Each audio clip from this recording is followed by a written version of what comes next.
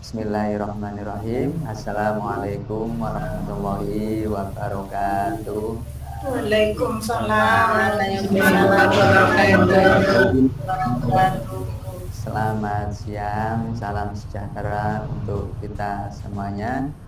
Puji syukur, alhamdulillah di siang hari yang penuh berkah ini saya diberi kesempatan untuk berjumpa dengan Bapak dan Ibu di ruang virtual ini untuk bersama-sama kita belajar dalam rangkaian program pendidikan guru penggerak. Setelah beberapa bulan kemarin kita masuk ke fase hibernasi, break gitu ya, hibernasi bukan tidur panjang 2 bulan, nah, ya, jadi mudah-mudahan dalam masa 2 bulan jeda itu membuat semangat kita semuanya bisa terrecovery kembali dan tumbuh untuk melanjutkan ke lanjutan program pendidikan guru penggerak yang pada saat ini sudah memasuki paket modul kedua. Bapak dan Ibu sekalian, saya sampaikan terlebih dahulu salam kenal dari saya untuk Bapak dan Ibu fasilitator, Bapak Ibu pengajar praktik, dan juga Bapak Ibu yang sangat luar biasa calon guru penggerak dari Kabupaten Brebes. Dan juga tidak lupa salam kenal dari saya untuk Bapak Ibu admin dari Satker Penyelenggara Balai Besar Guru Penggerak Provinsi Jawa Tengah. Mudah-mudahan perjumpaan kita siang hari ini bisa memberikan manfaat dan kebaikan untuk kita semuanya. Sebagai salam kenal, di layar sudah saya sampaikan sedikit informasi tentang biodata saya, Bapak Ibu. Saya Kusno Hadi, sehari-harinya bertugas di Balai Besar Penjaminan Mutu Pendidikan atau BBPMP di Provinsi Jawa Timur. Kalau di Jawa Tengah juga ada BBPMP gitu ya Bapak Ibu. Kalau dulu namanya Lembaga Penjaminan Mutu Pendidikan atau LPMP. Mungkin Bapak Ibu sudah akrab ya dengan nama lembaga tersebut. Itu sekilas informasi yang bisa saya bagikan sebagai salam kenal dari saya Bapak dan Ibu. Selanjutnya, ini ada beberapa hal yang perlu kita sepakati agar kegiatan kita bisa terlaksana dengan baik dan lancar. Seperti kegiatan sebelum-sebelumnya, jadi ini kita berharap Bapak Ibu bisa menyalakan kameranya, kecuali kalau jaringannya tidak mendukung atau ada kondisi yang tidak memungkinkan. Kemudian untuk sementara mikrofonnya di off-kan dulu, kecuali pada saat Bapak Ibu diberi kesempatan atau ingin menyampaikan sesuatu, silahkan nanti dibuka setelah memberikan kode dengan klik tombol raise hand dan sudah mendapat izin untuk menyampaikan, maka silahkan klik dimanfaatkan. Bagi yang kesempatan menyampaikan secara langsung terbatas, maka nanti kolom chat juga akan kita gunakan secara optimal. Kemudian sangat diharapkan Bapak Ibu bisa hadir seutuhnya, tidak hanya fisiknya saja tapi juga hati dan pikirannya. Oleh karena waktu kita sangat sedikit Bapak dan Ibu, hanya 2 jam pelajaran saja, maka kita gunakan waktu yang ada itu seefisien mungkin. Silahkan kalau Bapak Ibu ingin mencatat hal-hal penting dari diskusi kita, silakan alat tulis secukupnya. Kemudian hasil kegiatan ini bila mana Bapak Ibu melakukan pendokumentasian, diharap untuk tidak disebarluaskan melalui saluran sosial yang Bapak Ibu miliki. Gunakan untuk kebutuhan pribadi saja. Bapak dan Ibu, agar kegiatan kita siang hari ini mendapatkan kelancaran dan kemanfaatan, nah, mari kita heningkan sejenak seraya kita memohon kehadirat Allah Tuhan Yang Maha Kuasa. Semoga kita diberikan kelancaran dan kemanfaatan dari kegiatan ini.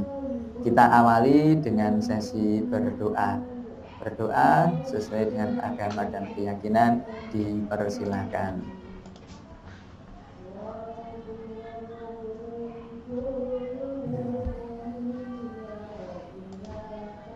Berdoa selesai, Bapak dan Ibu sekalian.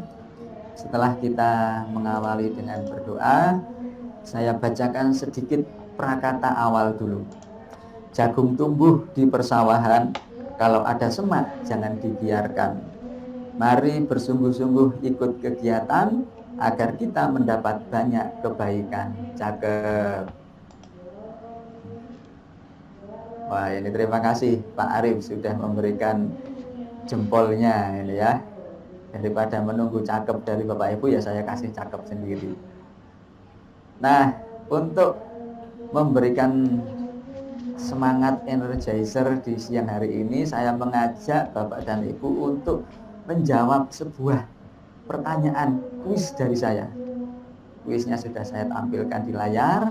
Silakan dibaca, dicermati, dan jawab dengan menulis di kolom chat. Cara menjawabnya cukup tulis pintu 1, pintu 2, atau pintu 3. Itu pertanyaannya sudah ada.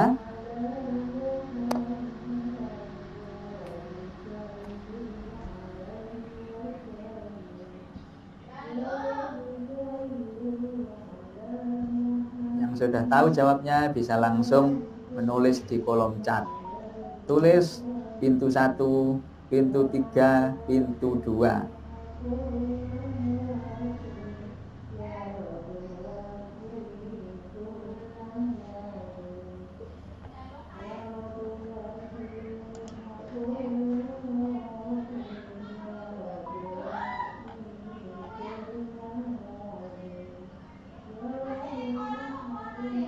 Oke, beberapa jawaban sudah mulai mengalir di kolom chat. Bapak Ibu boleh idem atau sama dengan jawaban yang ada, tapi kalau inginnya jawaban sendiri ya dipersilakan. Oke, ada yang pintu 2, pintu 1, pintu 3, sangat bervariatif jawaban yang masuk. Nah, sekarang saya akan minta Bapak Ibu memberikan penjelasan mengapa kok memilih pintu-pintu tersebut. Yang menjawab pintu 1, coba raise hand Bapak Ibu. Tahu kan tombol raise hand? Ya, yang menjawab pintu 1 silahkan raise hand.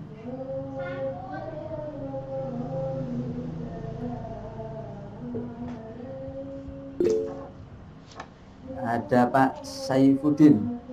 Silahkan Pak. Apa alasan atau penjelasannya kenapa kok memilih pintu 1? Nggih, pun, nyuwun sewu, Pak Kusnadi. Assalamualaikum, saya Pak Muhammad Saifuddin. Waalaikumsalam. Menjawab pintu 1. Nah, pokoknya sing penting kalau jawab. Jadi telah saya pintu 1 itu kan api.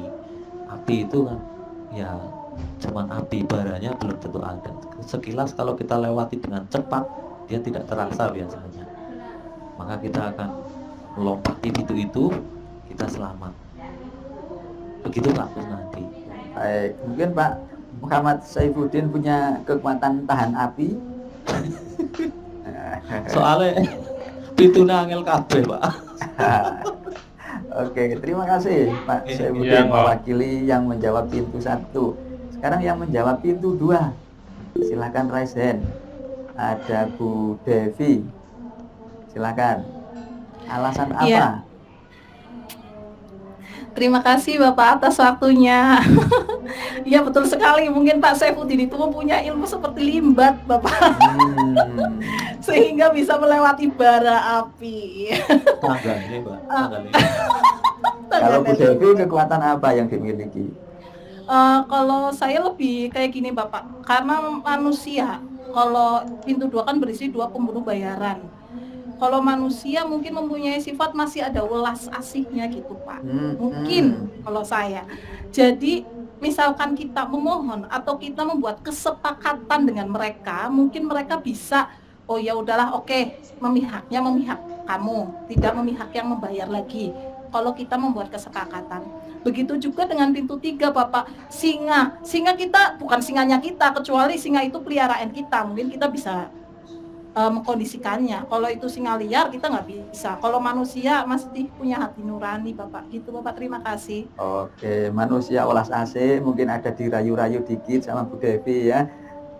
Galaknya hilang jadinya. Makasih Bu Devi. Merayu Pak. Wah, itu dia kekuatannya. Nah, sekarang yang pintu 3 saya undang. Pintu 3 ada Pak Akhyar.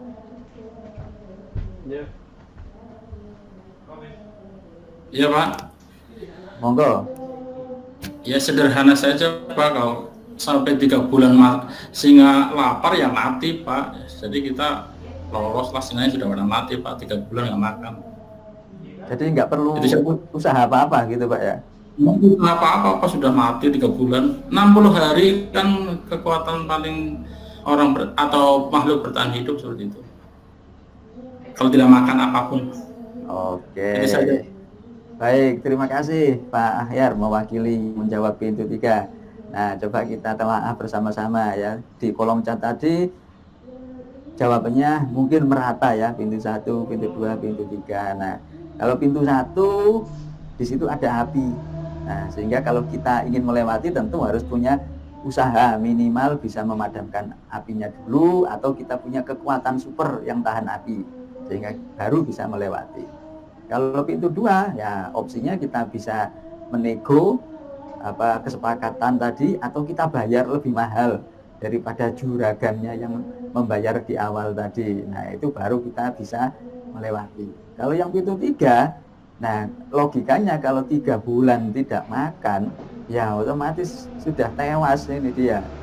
Ya enggak mungkin kalau 3 bulan tidak makan apa-apa, sehingga ya dengan sendirinya analisa yang disampaikan Pak Akhyar tadi paling masuk akal dan bisa diterima. Jadi dengan demikian ya kita nggak perlu usaha apa-apa, cukup selfie aja sama dia, kenang-kenangan gitu ya. Nah, mungkin dipegang janggutnya atau taringnya gitu, untuk kenang-kenangan ini loh saya bisa menaklukkan 30 singa ini ya. Nah, jadi Bapak Ibu yang menjawab pintu 3, saya kasih 2 jempol untuk Anda karena jawabannya betul ya. Terima kasih yang menjawab pintu 3. Ya, nanti hadiah akan dikirim oleh Pak Bupati Brebes ya, ditunggu saja. Baik, Bapak dan Ibu sekalian, setelah kita melakukan pemanasan, maka kita akan sampai kepada pembahasan apa modul yang di 2.1 ini, di mana pada modul ini kita akan belajar tentang pembelajaran berdiferensiasi. Ya, tentu di tahapan sebelumnya Bapak Ibu sudah merangkai kegiatan mulai dari diri, eksplorasi konsep dan lain sebagainya. Nah, hari ini kita akan bertemu untuk memperkuat pemahaman dan juga sharing pengalaman dan wawasan terkait dengan pembelajaran berdiferensiasi ini. Terkait dengan pembelajaran berdiferensiasi ini, Bapak dan Ibu, harapannya kita melalui pertemuan ini bisa mengelaborasi pemahaman tentang pembelajaran berdiferensiasi melalui proses tanya jawab dan diskusi ya. Jadi perlu digarisbawahi, prosesnya adalah tanya jawab dan diskusi, bukan monopoli dari saya ya. Jadi kita akan banyak berbagi. Bapak dan Ibu, mari kita berefleksi terkait dengan pembelajaran berdiferensiasi. Nah, di sini saya sudah menampilkan 6 pertanyaan. Saya undang dan beri kesempatan kepada Bapak Ibu untuk bisa raise hand dan menjawab pertanyaan tersebut. Bapak Ibu bisa pilih 2 pertanyaan dan menjawabnya. Bagi Bapak Ibu yang lain, silakan menulis responnya di kolom chat yang tersedia. Nah, di situ ada 6 pertanyaan, Bapak Ibu boleh pilih 2 untuk dijawab. Nanti yang lainnya silakan teman yang lainnya. Nah, ini sudah langsung raise hand Ibu yang memiliki kekuatan untuk merayu tadi. Silakan Bu Devi, memilih nomor berapa untuk dijawab. Iya Pak, tadi saya lupa nggak baca singanya itu nggak makan 3 bulan. Berarti saya kurang teliti Bapak. Oke, monggo. Mau menjawab yang mana? Bejo. Kenapa? Iya, besoknya Sebenarnya Bapak. Ya, ini besok kena sok enak. Iya, Sebelah di sini. saya akan mencoba menjawab Oh, antara yang nomor perkeluan. 3, nomor 2 dan nomor 3 ya Pak Iya, ya? kental. Dua kan Monggo. ya Pak? Silakan. Oh, ya. jadi nomor 2 itu pertanyaannya, menurut Anda, apakah bersikap adil berarti menyamaratakan perlakuan kepada semua murid? Tidak. Jawaban saya tentunya tidak, Pak. Karena setiap manusia, setiap individu itu memiliki kebutuhannya masing-masing ya, Pak ya. Jadi tidak sama gitu. Mungkin kalau saya kan punya anak berkebutuhan khusus ya, Pak. Jadi tidak bisa mendengar dengan baik. Dia harus pakai alat bantu dengar. Itu tentunya juga kita memperlakukannya dalam pembelajarannya dengan adiknya itu berbeda. Kalau adiknya mungkin kita ayo mandi gitu sudah bisa. Kalau dia berarti ya harus yang anak yang satunya harus ditepuk dulu baru mandi gitu. Jadi mungkin kita menyuguhnya sama tapi caranya yang berbeda. Beres. Itu ya Pak. Terus yang nomor Asisten. 3, apakah Anda percaya setiap murid memiliki pola belajarnya sendiri yang unik? Jelas. Di sini saya guru seni budaya Bapak. Jadi kadang-kadang ada siswa Pak yang kalau anak yang bandel kadang-kadang, Ibu boleh nggak saya belajarnya di depan situ? Boleh. Saya menggambarnya di sana boleh nggak Bu? Boleh. Yang penting tujuan kita itu berhasil Pak. Tujuannya apa? Menggambar poster apa menggambar komik nih? Memakai Canva apa manual misalkan gitu ya Pak ya. Nah yang penting tujuan kita itu berhasil, mau anak caranya belajar gimana dan belajar berdiferensiasi itu kan membolehkan ya Pak. Jadi anak itu profil belajarnya itu bagaimana, minat belajarnya itu bagaimana, itu disesuaikan. Terima kasih Bapak. Oke, terima kasih Bu Devi. Kalau nanti di tengah-tengah sesi Bu Devi mau menyumbangkan sebuah lagu, nah kita tunggu nanti. Seni budaya pasti juga punya kemampuan di sana. Siap-siap ya Bu Devi, mungkin 1 atau 2 bait lah. Baik, ada Pak Arif siap menyusul. Silakan Pak.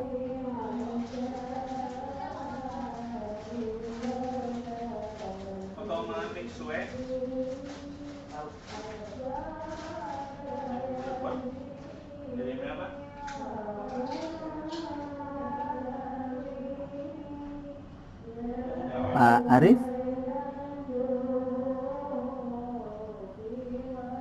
Mic-nya belum dinyalakan Pak Arif. Onji, mohon maaf, jaringan agak susah ini. oke, dimaafkan Pak.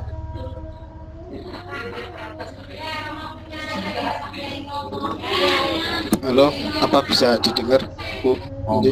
Monggo lanjut. Saya mencoba menjawab yang mudah-mudah saja, Pak. Onji, yang apakah Anda percaya kayak gitu? Apakah Anda percaya bahwa nomor 1, Pak? Apakah Anda percaya bahwa semua murid kita bisa berhasil dan sukses dalam pembelajarannya? Saya yakin Pak 100% bahwa murid saya akan sukses dalam pembelajarannya. Ya. Bahkan kita sudah belajar sendiri restitusi, bahkan dari yang gagal itu kita bisa berubah menjadi berhasil atau sukses. Apalagi yang anak-anak yang luar biasa ini, kita pasti bisa membuatnya sukses dalam pembelajarannya. Ya, Pokoknya kita kan. bisa memandu mereka. Mohon maaf, apa terdengar Bapak? Lanjut. Masih 1 lagi, boleh dipilih Pak. Lanjut. Yang kedua ini langsung paling belakang Pak, nomor 6. Bersediakah Anda untuk saling mendukung satu sama lain dan berkolaborasi untuk menciptakan lingkungan belajar yang mendukung semua siswa? Jawabannya sangat bersedia. Ya. Kenapa sangat bersedia? Karena sekali lagi tujuan dari pendidikan atau pembelajaran yang kita lakukan itu ya untuk mengembangkan semua potensi yang ada di dalam siswa. Jadi bukan hanya semata saya atau guru yang lain, tapi semua bersedia untuk bahu membahu ya untuk berkolaborasi menciptakan lingkungan belajar yang mendukung. Oke. Atau nuwun itu dari saya. Terima kasih Pak Arif. Ada lagi Bapak Ibu ingin merespon pertanyaan yang ada? Nah, yang menulis di kolom chat juga saya sampaikan terima kasih Bapak dan Ibu. Dari Pak Arif dan Bu Devi tadi kita bersama-sama menyimak bahwa kita punya keyakinan bahwa setiap orang itu pada waktunya itu nanti akan mencapai sebuah titik keberhasilan. Untuk bisa mencapai ke sana tentu kita sebagai seorang pendidik utamanya ini harus proporsional dalam memberikan pendampingan atau pembelajaran. Nah, untuk bisa sampai kepada titik keberhasilan itu tentu kita harus melihat bagaimana karakter dari anak-anak itu. Kita tidak bisa menyamaratakan perlakuan satu orang dengan orang yang lain karena masing-masing mempunyai keragaman karakter yang berbeda-beda. Nah, kalau kita bisa melayani mereka sesuai dengan kebutuhan belajar mereka, kondisi mereka dan lain-lainnya, nah maka kepercayaan kita di pertanyaan nomor 1 itu nanti akan terwujud, ya, karena kita memberikan sesuatu yang sesuai dengan kondisi dan kebutuhan mereka. Nah, inilah yang mendasari bahwa seorang guru itu perlu melakukan sebuah kegiatan pembelajaran yang disesuaikan dengan kebutuhan belajar masing-masing siswanya. Nah, ini yang dimaknai sebagai pembelajaran berdiferensiasi.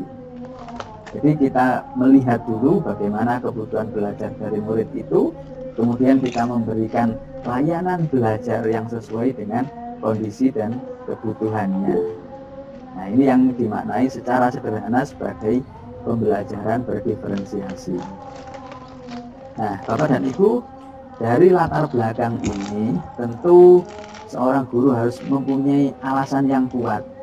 Mengapa seorang guru itu harus menerapkan pembelajaran berdiferensiasi? Ya, setidak-tidaknya ada beberapa alasan yang harus dipegang teguh oleh seorang pendidik. Nah, kalau kita rangkum ringkasannya itu ada 5 hal ini. Nah, yang pertama itu berkaitan dengan karakteristik tujuan pembelajaran. Kalau kita mengajar kemudian merumuskan tujuan, di mana tujuan itu ada levelnya yang berbeda-beda, gitu ya. Kalau kita mengacu pada taksonomi Bloom atau yang sudah disempurnakan itu, maka tujuan pembelajaran bisa dikategorikan mulai dari C1, C2 dan seterusnya. Itu sifat dari tujuan pembelajaran. Karena sifatnya berbeda, otomatis aktivitas pembelajarannya juga akan menyesuaikan. Kalau tujuan untuk level memahami atau C1 pasti akan berbeda dengan level C3 atau C4 atau bahkan dengan level C6. Nah, dengan sendirinya level atau karakter dari tujuan pembelajaran itu akan mengkondisikan guru untuk membuat kegiatan pembelajaran yang berbeda pula, menyesuaikan dengan tujuan pembelajaran tersebut. Kemudian berikutnya yang kedua, nah ini yang kita bahas di awal tadi, adalah untuk merespon kebutuhan belajar murid. Ini nanti akan kita kupas lebih dalam lagi ya. Jadi murid itu memiliki yang namanya kesiapan belajar, memiliki minat dan juga profil belajar yang berbeda-beda. Karena mereka memiliki kebutuhan belajar yang beragam, ya otomatis seorang pendidik yang bijak itu harus bisa memberikan layanan secara berdiferensiasi, mengacu kepada kebutuhan belajar murid. Kemudian yang ketiga dan keempat ini sejenis ya. Jadi dengan pembelajaran berdiferensiasi ini, lingkungan belajar itu akan sangat kondusif, mengundang murid untuk lebih diam dan lebih aktif untuk belajar. Nah, pola pengaturan kelas yang efektif itu tentu akan menghindarkan murid dari sifat kejenuhan atau kebosanan, sehingga anak itu akan merasa penasaran. apa yang akan dilakukan oleh guru itu selalu ditunggu-tunggu. Nah ini Pak Eko Budi ini suaranya boleh di-okan dulu Pak. Nah terima kasih. Nah jadi manajemen kelas yang baik itu akan menghasilkan sebuah aktivitas yang mengundang siswa untuk belajar karena mereka tertarik dengan pengaturan kelas yang menyenangkan. Kemudian yang kelima ini berkaitan dengan penilaian.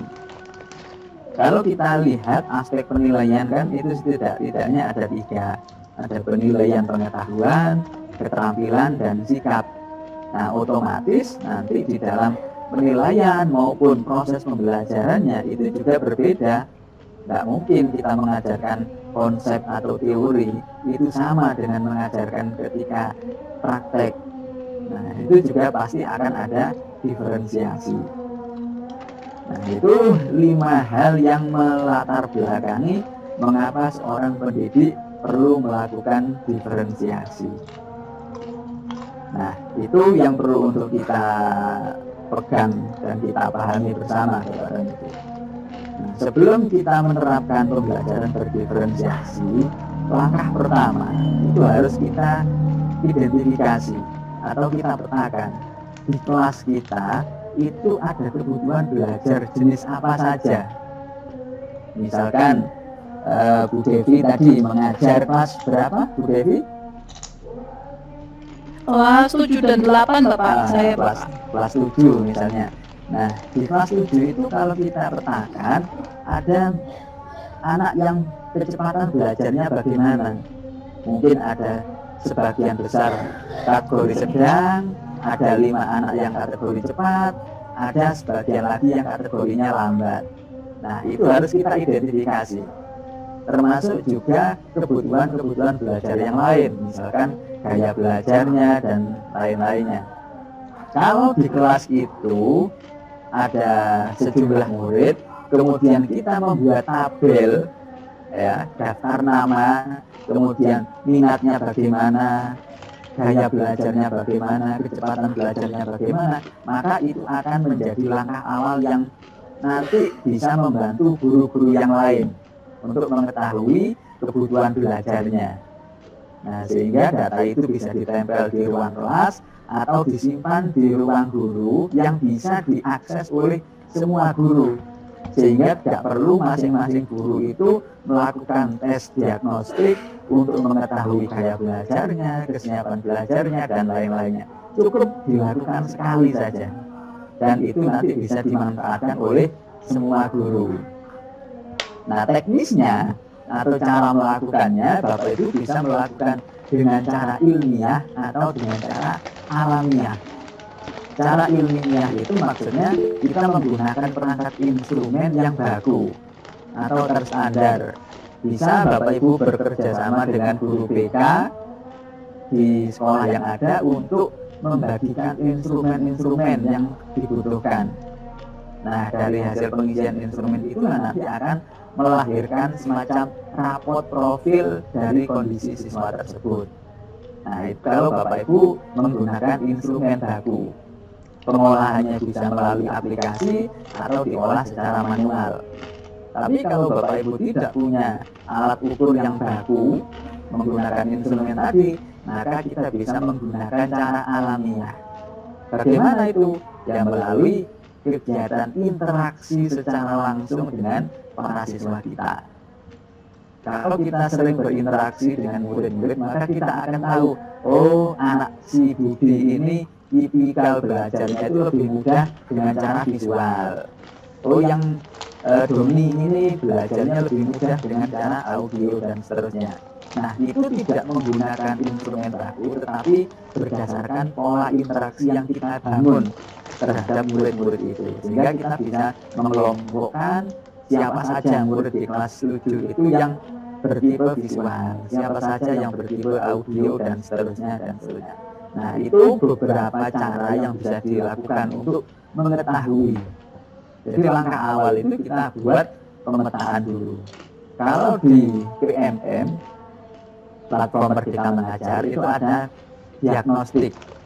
Namun di situ baru melihat kemampuan awal dari siswa terkait dengan literasi dan numerasi saja.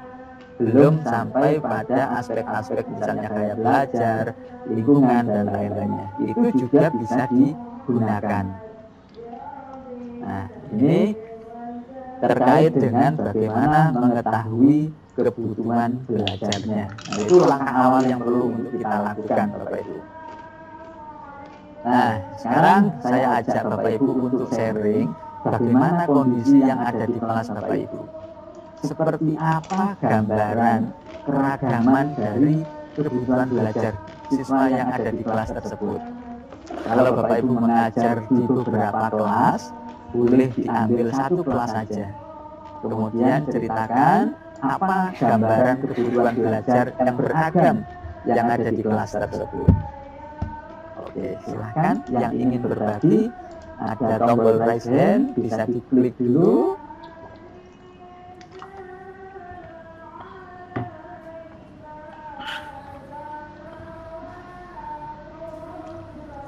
Silakan yang mau berbagi.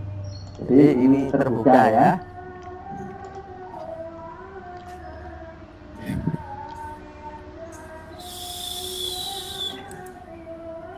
Pak Taburo, apakah ada inisiatif untuk sharing? Sebentar Pak.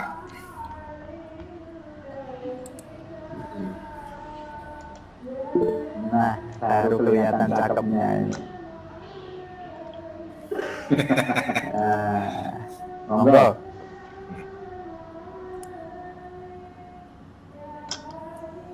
Itu Bu Husnul dulu Pak, itu Bu Husnul sudah. Oke, monggo. Monggo. Kalau gitu ke Bu Husnul dulu. Assalamualaikum warahmatullahi wabarakatuh. Waalaikumsalam warahmatullahi. Saya kebetulan ngajar di TK ya Pak. Monggo. Kalau di TK kan memang saya itu kan banyak anak-anak yang dari satu anak ke anak yang lain itu memang beda-beda. Contohnya dalam hal kita pembelajaran menulis saja Pak, itu ada yang masih menggunakan kita pakai titik-titik dulu, lantas sekarang menebalkan. Ada anak yang baru kita tahap awal itu pakai garis miring dulu, garis lurus, ada yang langsung huruf A, ada yang langsung dengan menggunakan kalimat. Itu kalau untuk di TK, untuk pembelajaran menulis ya. Terus kalau untuk fisik motorik kasar, ada yang sudah bisa menggunting garis lurus, ada yang sudah melengkung, ada yang garis miring. Itu dari berbagai anak-anak Pak. Itu saja dari saya. Terima kasih. Oke, itu berarti kecepatan belajarnya berbeda-beda Bu ya. Memang berbeda-beda Pak. Oke, saya geser ke Pak Ali. Silakan Pak Ali. Ini mungkin masih saudara sama Muhammad Ali ini ya. Iya Pak, betul. Saudara kembar Pak. Nah, iya, ini posturnya juga persis ini. Iya Pak, betul sekali. Assalamualaikum warahmatullahi wabarakatuh. Waalaikumsalam. Saya mengajar di tingkat SMP Pak. Mapelnya itu PJOK. Jadi kalau yang saya temui itu kalau di PJOK, yang pertama perbedaan itu adalah perbedaan kemampuan fisik Pak. Jadi antara kebanyakan kan karena kebanyakannya juga ada di lapangan. Jadi yang sangat terlihat itu perbedaannya adalah kemampuan fisik. Apalagi berbeda dari perempuan dan laki-laki. Gitu. Lalu kesenangannya juga ada yang dengan senangnya itu ketika materi langsung praktik dengan menerapkan pola permainan dengan modifikasi peraturan dan perbedaan pelayanan terhadap pembelajaran ke laki-laki dan perempuan juga dibedakan. Misalnya ketika praktik menendang bola ke gawang Kalau yang laki-laki karena fisiknya kuat dengan jarak misalkan 15 meter, lalu laki-laki yang fisiknya kurang kuat atau lebih kecil dari yang lain, jaraknya juga didekatkan lagi, lalu yang perempuan juga didekatkan lagi. Seperti itu. Untuk pelaksanaannya ya kalau pas materi dengan game permainan. Seperti itu Pak. Jadi yang mencolok itu kalau di PJOK perbedaan kemampuan fisik. Terima kasih, itu pengalaman saya Pak. Baik, terima kasih Pak Ali. Jadi tadi ada perbedaan dalam aspek minat, kemudian fisik mereka dan lain-lainnya. Baik, Pak Tohuro sudah siap untuk berbagi? Siap Pak. Monggo. Matur suwun Pak. Jadi sami-sami. Ya.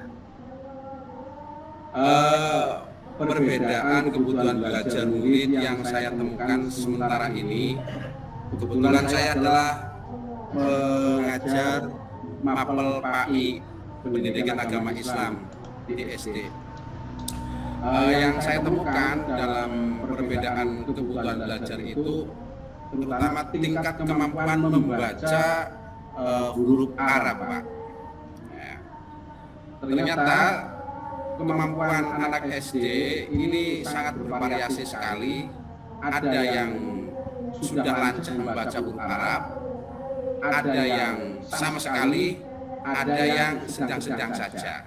Pak, ketika menghadapi siswa-siswi seperti ini, maka saya berusaha mencoba mempetakan, Pak, mana siswa yang sudah lancar, mana yang belum, mana yang sama sekali tidak lancar atau tidak tahu huruf Arab. Nah, kemudian saya berupaya mengadakan tambahan materi, Pak, untuk mapel PAI. Kebetulan ada 4 jam, saya sisipkan kayak semacam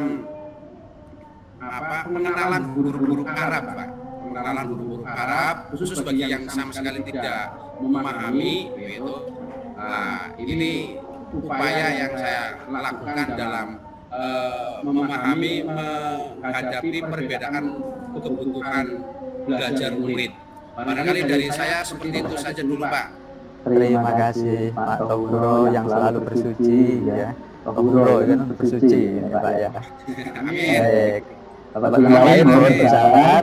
Nah, jadi dari sharing yang disampaikan Pak Tohuro, Bu Husnul dan Pak Ali tadi, kita bisa menangkap bahwa di kelas-kelas yang kita ampu itu ternyata banyak sekali ragam perbedaan. Ya, ada perbedaan kecepatan belajar, minat belajar dan lain-lainnya. Nah, ini coba kita perdalam kembali. Apa saja sih kategori kebutuhan belajar murid yang perlu untuk kita identifikasi? Bapak dan Ibu, kebutuhan belajar murid itu ada 3 aspek yang perlu untuk kita kenali. Yang pertama itu adalah kesiapan murid. Nah, kesiapan murid itu dimaknai sebagai sebuah kondisi di mana ia siap untuk mengikuti proses pembelajaran pada materi yang akan dipelajari tersebut. Nah, ini yang dimaknai dengan kesiapan belajar. Nah, kesiapan belajar itu bisa dipotret dengan menggunakan 6 hal ini. Nah, kalau kita lihat pada equalizer yang dibuat oleh Tomlinson ini, maka dalam belajar, kesiapan belajar itu ada anak yang bisa melakukannya secara cepat, namun juga ada anak yang melakukannya dengan cara yang lambat. Nah, seperti yang diceritakan Pak Tohuro tadi, ada kelompok anak yang cepat, ada yang sedang, bahkan ada anak yang belum tahu sama sekali. Bahasa Inggrisnya itu alif bengkong itu saja belum tahu, gitu ya. Nah, itu kecepatan belajarnya yang warna biru paling bawah itu. Nah, itu ada di situ di kelas-kelas kita. Kemudian ada anak yang bisa belajar secara mandiri, dilepas dengan sedikit marahan dia sudah bisa. Namun ada juga anak yang masih sangat tergantung. Dia tidak bisa, tidak berani belajar sendiri, bahkan bingung mau ngapain kalau sendirian. Nah, dia sangat membutuhkan bantuan atau pendampingan dari orang lain. Nah, 6 hal ini bisa kita lihat pada murid-murid kita di kelas itu. Ya, jadi kalau Bapak Ibu ingin membuat semacam profil pelajar dari kesiapan belajarnya, maka kita bisa menggunakan 6 hal ini untuk memotret kesiapan belajar mereka. Seperti juga yang diceritakan Pak Ali tadi, ya, bahwa di kelas itu ada anak yang bisa menendang bola jauh, namun juga ada anak yang tidak terlalu jauh. Itu juga menunjukkan bahwa ada perbedaan di situ. Nah, ini kalau kita lihat ada 6 hal ini tadi.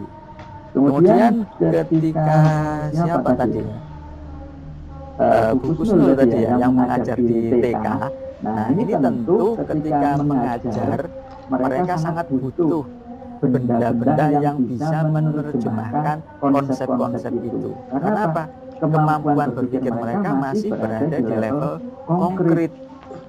Nah, tapi ketika nanti usia mereka tumbuh bertambah, maka kemampuan berpikir abstraknya itu juga akan berkembang pula.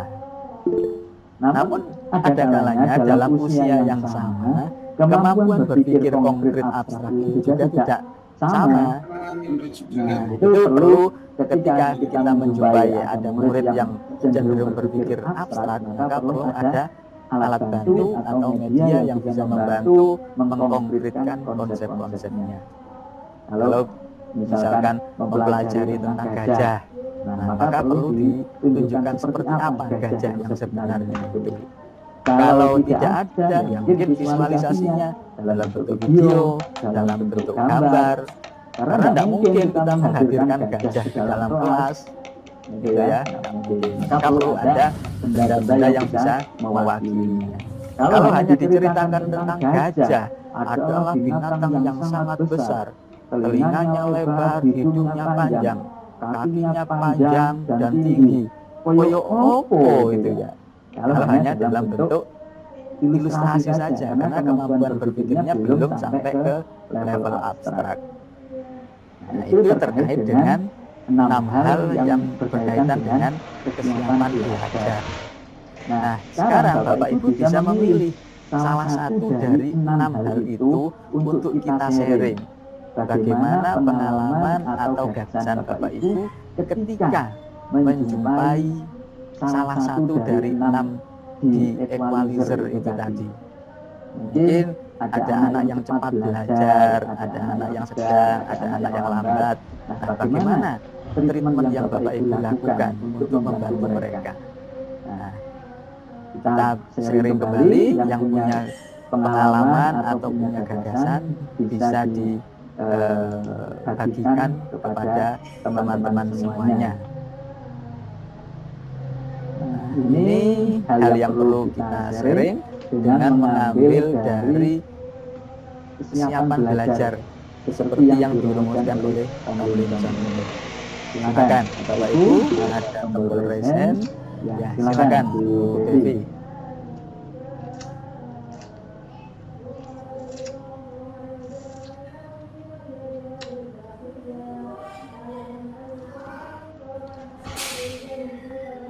Bu Devi? Ya Pak. Jadi biasanya gini Pak, kalau dalam kelas biasanya awal pembelajaran saya itu tentunya membahas pembelajaran yang kemana dulu. Setelah itu saya membuat pertanyaan pemantik Pak, mengenai pembelajaran yang akan saya lakukan, materi yang akan saya lakukan di hari itu. Nah, dari situ saya tahu, sedikitnya bisa tahu siswa mana ini yang sudah agak paham dengan materi yang saya sampaikan, mau saya sampaikan, dan yang belum, gitu Pak. Nah, di situ saya mulai mengelompokkan. Jadi saya bentuk kelompok dulu. Jadi siswa yang agak paham saya kelompokkan, yang kurang paham saya kelompokkan dulu. Nah, untuk tugas Pak, misalkan gini, dalam membuat poster, pertama kita juga itu ya Pak ya, di sini kan siswa beragam minatnya. Saya menanyakan dulu, kira-kira minat kalian itu membuat poster mengenai apa gitu. Poster itu ada pendidikan, ada kesehatan, lingkungan. Nah, saya mengelompokkan lagi sesuai dengan minatnya, gitu Pak. Jadi Dalam pembelajaran itu saya tidak hanya mengelompokkan satu minat, satu ini yang pintar aja, enggak. Bisa dengan sesuai minatnya. Nah, pada satu kelompok itu nanti mereka bisa saling belajar bersama. Gitu Bapak, terima kasih. Oke, nah ini yang mungkin belum terjawab Bu Devi tadi sudah melakukan pengelompokan. Kan tadi di awal melakukan memberikan pertanyaan pemantik ya. Berarti sudah ada gambar, ada anak yang punya kemampuan awal, ada yang sedikit, tapi juga mungkin ada yang belum sama sekali. Nah, bagaimana kemudian proses pembelajaran itu bisa mengakomodir ragam kemampuan awal yang dimiliki itu? Ya kalau dari situ Pak, saya menyesuaikan dengan minatnya dulu Pak. Jadi minatnya mungkin anak ini minatnya belajar tentang apa ini Pak, mengenai poster. Nah nanti kemampuan anak itu kan berbeda-beda dalam satu kelompok tersebut. Itu mereka bisa belajar bersama teman sejawatnya dulu Bapak. Nah ketika temannya itu nggak bisa, baru nanti kembali lagi ke saya. Biasanya saya melakukannya seperti itu Pak. Biasa saya lakukan. Terima kasih. Oke, terima kasih Bu Devi. Pak Hermawanto, silakan Pak. Ya. Begini Pak, ketika ditanyain tentang bagaimana kita mengajar dengan keragaman siswa atas kesiapan belajar siswa. Siswa saya kategorikan ada yang aktif, ada yang tidak aktif Pak. Ada yang sungguh-sungguh, ada yang tidak sungguh-sungguh. Saat belajar loh. Saya kelompokkan menjadi dua kelompok ini. Ada yang serius, ada yang tidak serius. Ada yang aktif, ada yang tidak aktif. Nah, bagaimana ketika menghadapi siswa yang seperti ini, maka guru dituntut untuk bisa memberikan materi yang bisa diterima oleh semua pihak dengan cara kreatif, inovatif, dan menyenangkan. Tentunya kembali pada metode pembelajaran. Nah, maka disinilah guru harus bisa menerapkan metode pembelajaran yang pas sesuai dengan karakter dan kebutuhan siswa Pak. Nah, di samping metode pembelajaran, guru juga dituntut untuk berkreasi sehingga siswa itu belajar itu menerima dengan legowo, menerima dengan nyaman, menerima dengan gembira. Nah, disinilah memang tuntutan guru itu Pak. Jadi jangan jadi guru monoton saja, apalagi menunjukkan wajah-wajah yang seperti kuburan itu loh. Ini kurang tepat menurut saya. Di hadapan murid harus selalu senyum, di hadapan murid harus selalu ceria, sehingga siswa bisa menerima kehadiran kita. Barangkali hanya itu Pak yang saya sampaikan atas pengalaman yang saya temui dan saya lakukan di saat saya mengajar. Terima kasih Pak Rojikin. Ada yang mau dibagi? Silakan. Ya, terima kasih Bapak. Assalamualaikum warahmatullahi wabarakatuh. Waalaikumsalam warahmatullahi wabarakatuh. Luar biasa diskusi hari ini yang dipandu oleh Bapak dan peserta Bu Devi. Salam kenal Pak Bro, sangat menginspirasi bagi saya pribadi. Perihal pertanyaan tadi, bagaimana kita mengajar dengan keragaman siswa atas kesiapan belajarnya. Pengalaman saya pernah Pak di SD itu karena memang belum ada batasan untuk menolak siswa. Jadi saya mengajar dengan 42 siswa dengan ruangan yang standar 7x8 dengan panjangan lainnya. Ini sangat sempit. Nah, ketika ada anak yang boleh dikatakan pendengarannya kurang, seperti tadi yang di awal dibahas, maka pengalaman saya itu adalah sudah dikelompokkan, kita tahu nih si A tipe belajarnya tadi yang Bapak sampaikan ada audio visual, lain sebagainya, itu tetap ada. Maka yang memang justru anak-anak yang saya anggap aja pintar, yang sudah mandirinya tinggi, itu saya taruh di belakang. Tapi yang kemampuannya kurang, entah di sini disebut adil atau tidak. Tapi kalau pengalaman saya ya Pak, nanti bisa sharing dengan teman apakah saya dulu ketika jadi guru seperti itu baik atau tidak, itu bisa sharingkan. Jadi yang kreatifnya tinggi, kemudian kemampuannya membaca materi, menangkap materi itu lumayan bagus, malah saya agak ke belakang dulu. Tapi yang tadi aktifnya ini aktif nggak ini iseng ke temennya, ngomong juga tekan dengan meja saya, ada saya taruh di depan. Ini yang jadi saya mengalami itu menempatkan anak-anak sesuai dengan keragaman atau diferensiasi kesabaran belajarnya itu yang kira-kira mereka bisa menangkap materi secara maksimal. Bagi yang audio saya agak di depan, yang visualnya ketika pengambilan PowerPoint yang tidak ada kendala itu sama depan. Tapi ketika anak yang tadi aktif tapi aktifnya tidak positif, yang iseng, yang kadang-kadang guyon, kadang-kadang ngobrol, saya juga di depan. Nah, ketika pembelajaran dimulai, anak-anak itu mendapat intervensi khusus dari guru seperti Pak Tua. Sebab kalau kadang-kadang ada anak kebutuhan dasarnya merasa tidak diperhatikan di keluarga, maka di sekolah kadang berdampak. Mereka mencari perhatian yang aneh-aneh. Mungkin Bapak Ibu juga pernah merasakan, ini anak kok apa seperti sehingga kita hadapnya dengan segitiga restitusi ketika ditanya ya kurang perhatian aja dia bikin. Mungkin itu Pak sedikit berbagi dari saya. Terima kasih Pak Rojikin, luar biasa. Jadi Bapak Ibu, ketika kita menjumpai ada bentuk-bentuk kesiapan yang berbeda dari siswa, tentu kita perlu melakukan upaya-upaya mendiferensiasi. Nah, ini melengkapi apa yang sudah disampaikan Bapak Ibu tadi. Misalnya ini saya mengambil contoh ketika di kelas itu ada anak yang sudah punya kemampuan awal yang baik, ada yang sedang, ada yang belum. Seperti yang dilakukan Bu Devi tadi misalnya.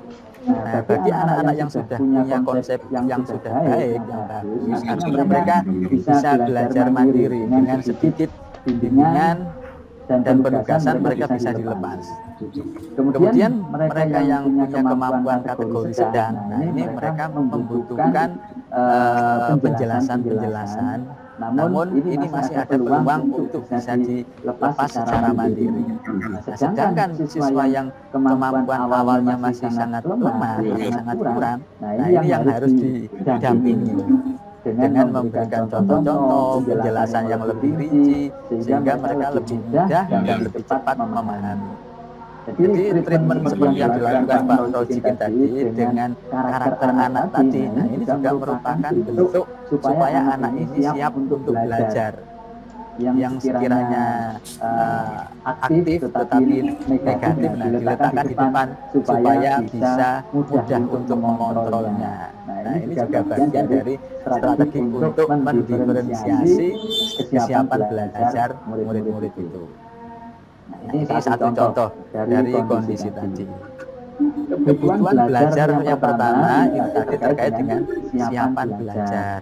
Yang kedua ini berkaitan dengan minat.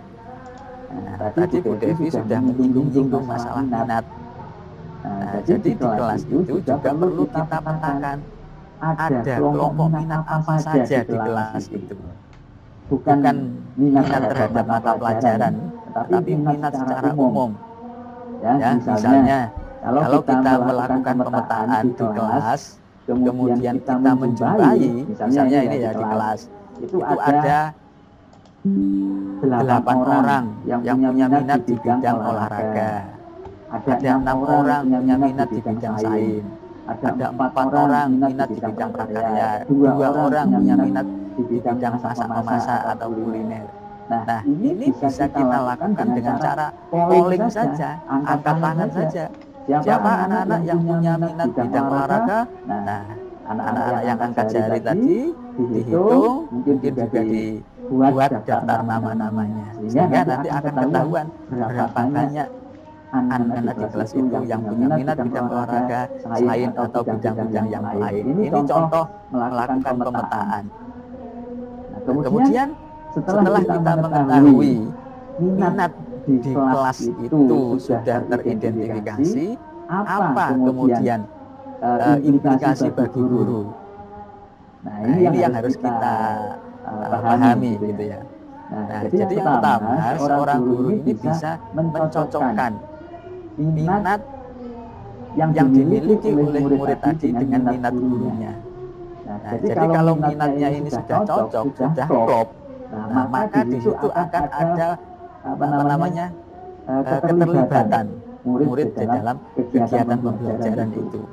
Kemudian guru bisa membantu mengkonektikan atau menghubungkan materi pelajaran dengan minat-minat yang ada. Jadi misalkan ketika guru memberikan contoh, memberikan ilustrasi, itu bisa mengambil contoh dari kelompok minat yang ada di kelas tadi.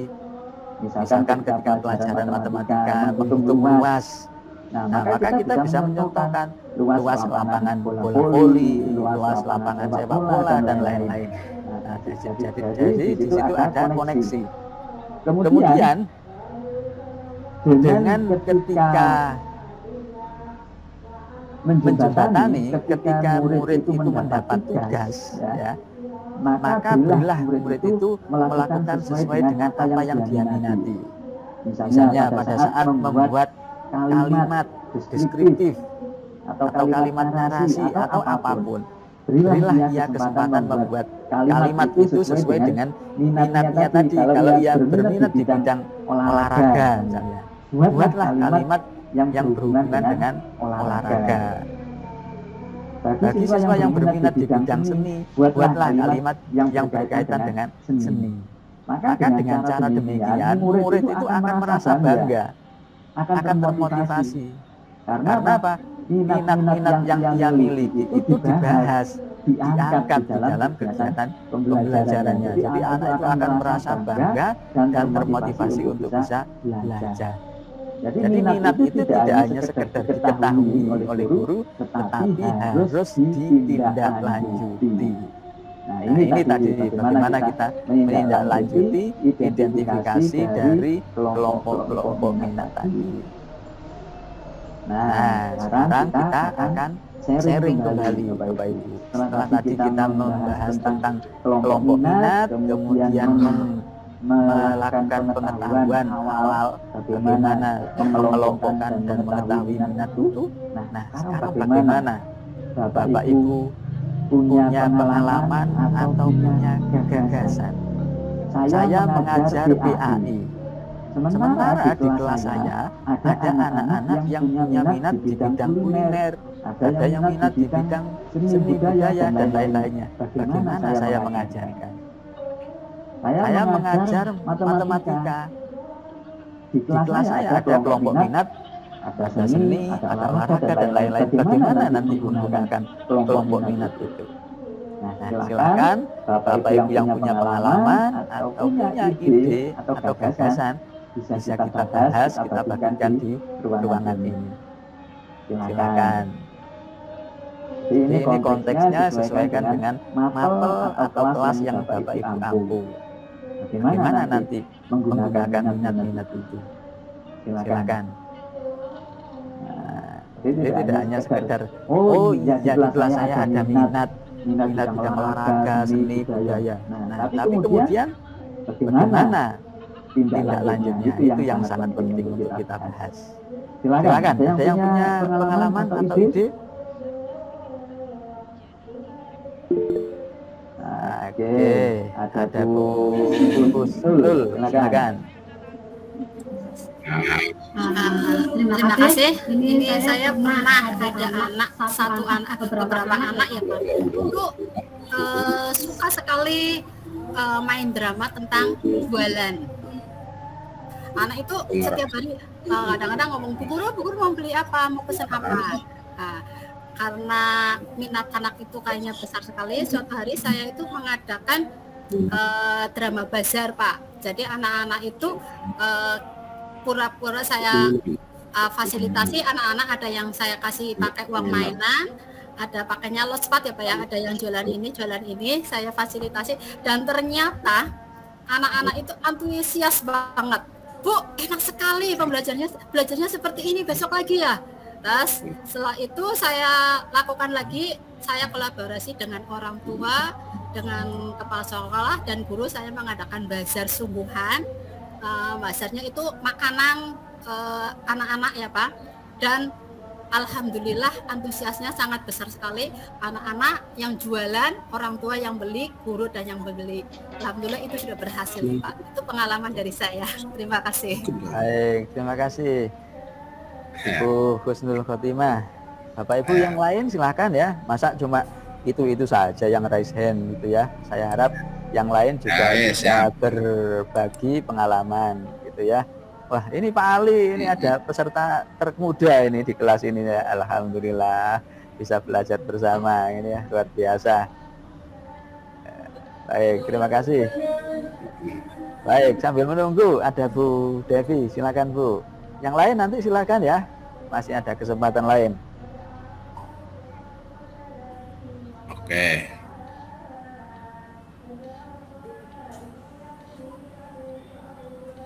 Ya Bapak, maaf. Ini karena belum ada yang lain, jadi saya lagi ya Pak ya. Iya, silakan. Ya ini mah sekedar berbagi Bapak. Karena saya guru seni budaya, saya juga mengajar nari ya Pak ya. Kadang-kadang itu siswa itu, apalagi yang cowok, itu kalau nari, Bu, nari kok kayak gitu, saya nggak mau lah Bu, nari ini geyol-geyol kayak gitu.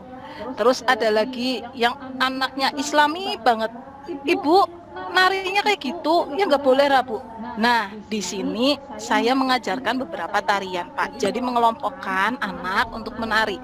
Jadi kalau anak yang suka drama itu dia bisa saya kelompokkan ke tari India yang gerakannya jarang yang goyang-goyangnya dikit Pak, tapi banyak dramanya gitu.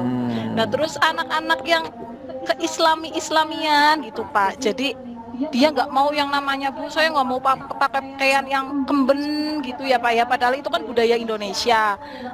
Nggak mau yang goyang-goyang. Ada tarian daerah, misalkan tari rodak, itu kan tari yang bernuansa Islam gitu Pak. Jadi saya seperti itu Pak dalam pembelajarannya. Oke, jadi pilihan tarinya disesuaikan dengan minatnya, minat mereka. Baik, ada Bu Dian. Alhamdulillah ini banyak sekali yang raise hand. Kalau yang kesempatannya terbatas nanti di sesi berikutnya. Ada Bu Dian Lestari, silakan.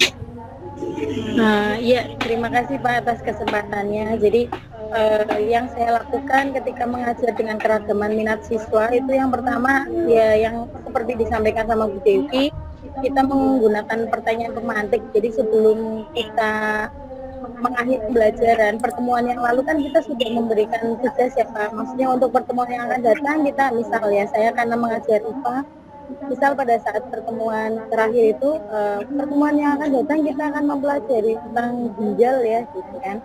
Nah kemudian pembelajaran hari H itu nanti kita menanyakan kemarin sudah mempelajari ginjal belum gitu kan, kemudian ginjal itu untuk apa. Nah di situ nanti kan anak-anak banyak yang menjawab gitu kan. Nah di situ kita sudah bisa melihat yang tertariknya, yang tertarik.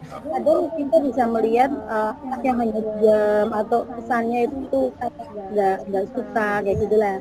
Di situ nanti kita mengelola bagaimana cara kita mengajarnya dengan memotivasi. Jadi biasanya saya menggunakan dengan kaitan begini.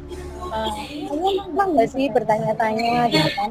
Kalau misalnya kita minum susu, minum es coklat, kemudian kenapa bisa keluarnya kok seperti itu ya? Yang proses siapa ya gitu kan? Akhirnya mereka bertanya-tanya, oh iya dia kok bisa ya? Nah itu akhirnya memancing motivasi mereka yang awal itu sepertinya enggan untuk belajar, akhirnya mereka merasa tertarik. Kalau sejak satu kelas itu kondusif, artinya satu tujuan mau belajar tentang ginjal, nah itu baru nanti saya mulai materi. Karena kalau misalnya belum satu tujuan, kalau misalnya saya menjelaskan mau pakai trik apapun, itu nanti siswa itu ada yang masuk dan ada yang enggak.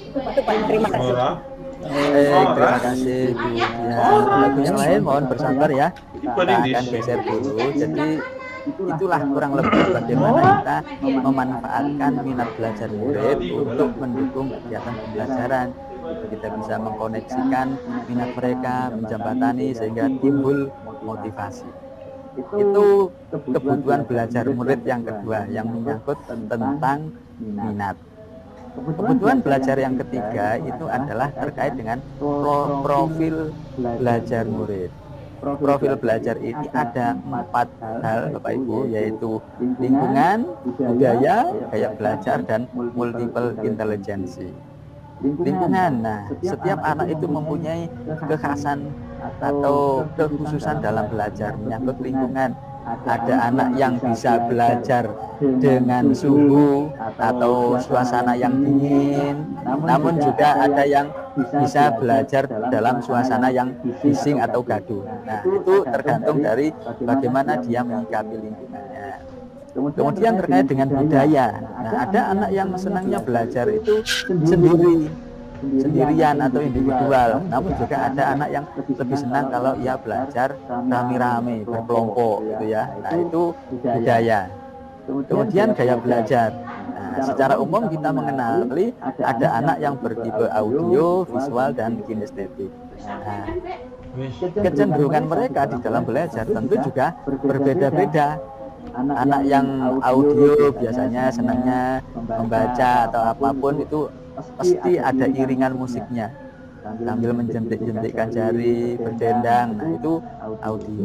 Kemudian yang visual biasanya lebih senang belajar dengan menggunakan seperti gambar, video, dan lain-lainnya. Nah, anak yang kinestetik ini tentu dia lebih senang menggunakan aktivitas motorik melalui penugasan, kerja kelompok, dan lain-lainnya. Nah, itu mempunyai cara belajar yang khas masing-masing. Kemudian kecerdasan berganda. Nah, ini kalau kita mengacu kepada teorinya Howard Gardner, nah, dia membagi kecerdasan manusia itu menjadi 8 jenis.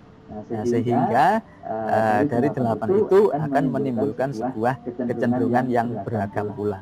Nah, ini ada 4 hal yang berkaitan dengan profil belajar murid. Yang umum kita jumpai itu berkaitan dengan gaya belajarnya.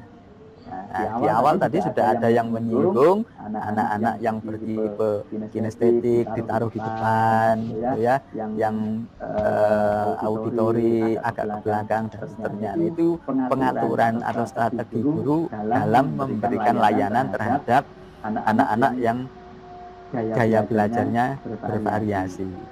Nah, dari itu, dari 4 hal yang berkaitan dengan profil belajar ini, nah, silahkan kita berdiskusi kembali bagaimana kita mengajar dengan keragaman profil belajar murid.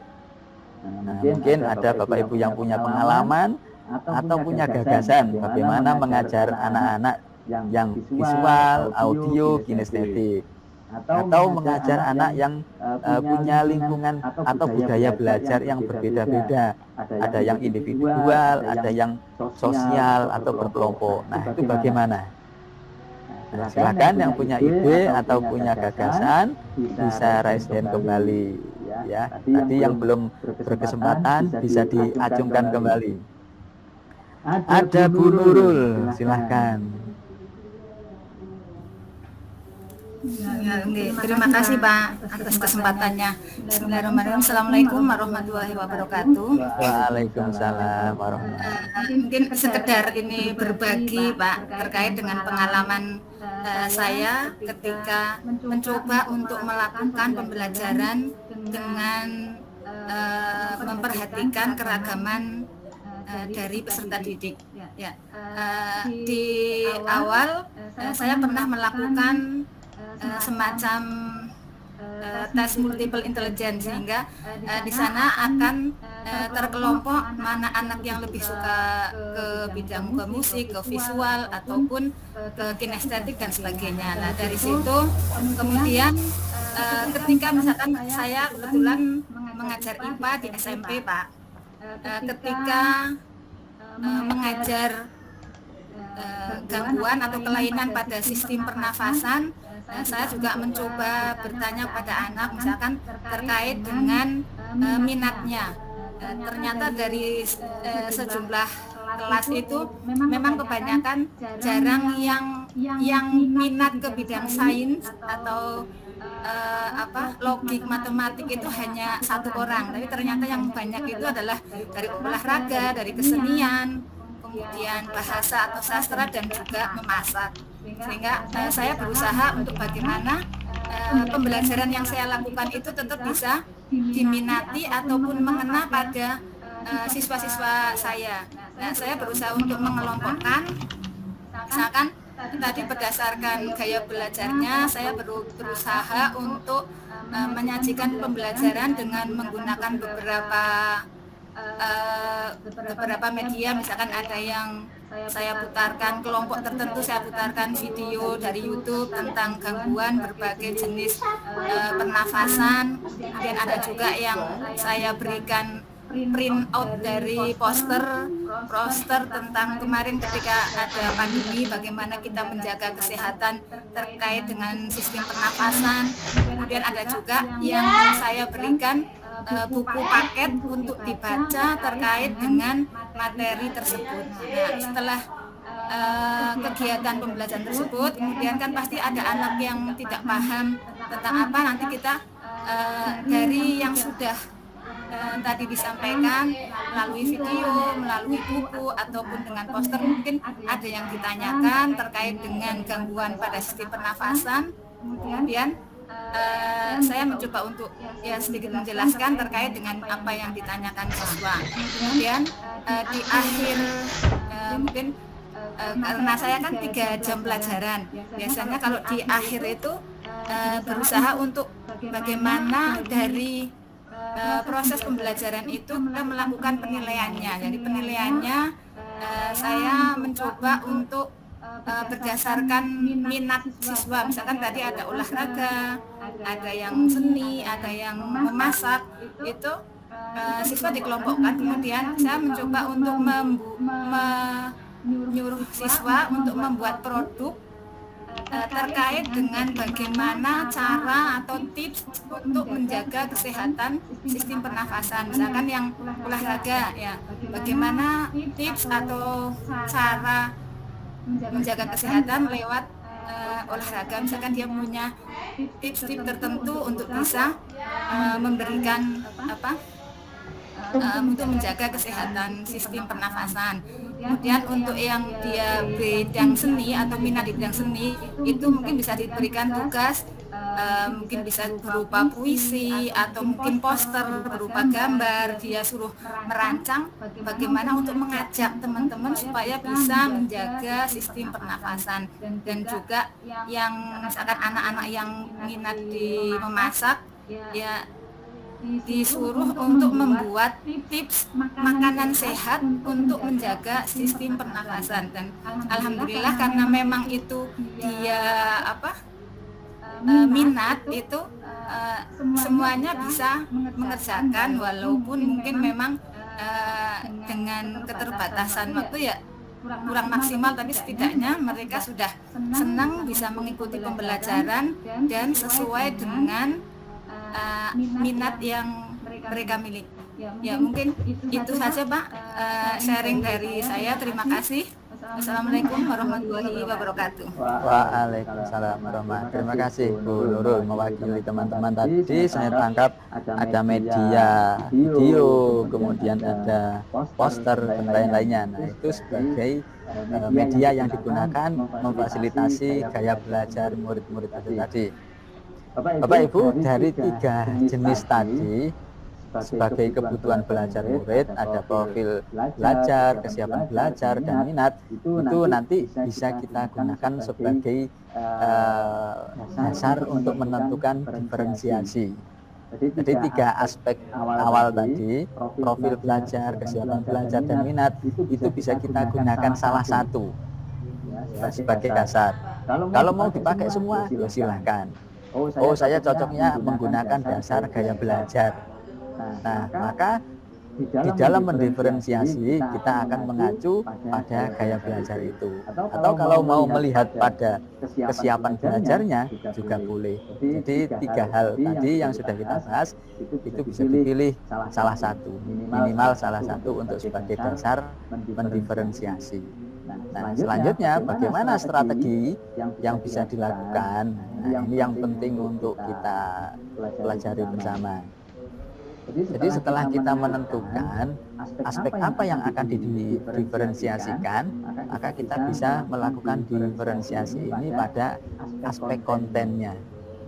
Artinya dari materi yang akan disampaikan itu nanti didesain sesuai dengan identifikasi awal. Kalau misalkan kita menggunakan acuan gaya belajar, berarti kan ada visual, audio, dan kinestetik. Nah, berarti materinya itu dirancang, penyajiannya, urutannya disesuaikan dengan 3 gaya belajar tadi. Otomatis materinya juga perlu dibedakan, bagaimana urutan-urutannya, contoh-contohnya, visualisasinya, deskripsinya, dan seterusnya itu disesuaikan dengan gaya belajar tadi. Di dalam mendiferensiasi konten ini, kita bisa membagi materi yang kompleks, kita pecah menjadi beberapa bagian yang lebih sederhana. Itu untuk membantu murid-murid yang dengan kemampuan belajar yang lambat atau yang masih perlu pendampingan khusus, sehingga dia bisa membaca lebih detail, ada contoh-contohnya, ada ilustrasi, ada visualisasi, dan lain-lainnya. Nah, sedangkan bagi anak yang kemampuannya sudah advance, ya sudah bagus, nah maka bisa disiapkan tugas-tugas mandiri atau tugas-tugas kelompok. Nah, sehingga nanti kontennya antara satu kelompok dengan yang lain bisa berbeda. Itu strategi yang pertama dengan mendiferensiasi konten atau materi yang diajarkan. Diferensiasi yang kedua yaitu secara proses. Artinya membedakan aktivitas belajar yang dilakukan oleh siswa tadi. Misalnya kita mengacu kepada gaya belajar tadi, otomatis kegiatan belajar atau proses yang dilakukan anak yang bertipe visual itu akan berbeda dengan anak yang bertipe kinestetik maupun audio. Itu artinya kita menyiapkan bentuk proses atau kegiatan belajar yang berbeda antara satu kelompok dengan kelompok yang lain, namun dengan mempelajari materi yang sama dan mencapai tujuan yang sama, hanya beda di proses atau aktivitasnya saja. Kemudian yang ketiga, diferensiasi itu dalam aspek produk. Produk ini adalah hasil belajar untuk menunjukkan tingkat pemahaman atau kemampuan murid. Jadi diferensiasi produk ini seorang guru bisa memberikan beberapa opsi atau pilihan kepada murid untuk dipilih mana yang paling cocok, mana yang paling diminati, mana yang paling disukai untuk dikerjakan. Misalnya, kita bisa memberikan pilihan, murid boleh menuangkan kemampuannya dalam bentuk teks, boleh dalam bentuk tabel, boleh bentuk gambar, atau bentuk video. Nah, itu adalah pilihan produk yang bisa dipilih oleh siswa. Kalau siswa yang mahir membuat gambar,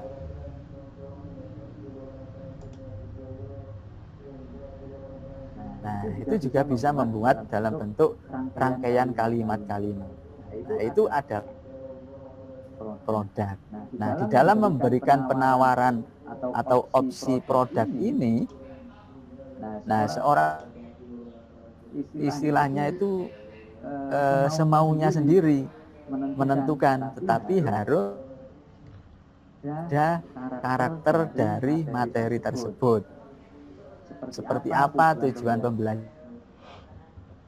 Pertimbangkan kira-kira produk apa yang cocok untuk dihasilkan oleh murid.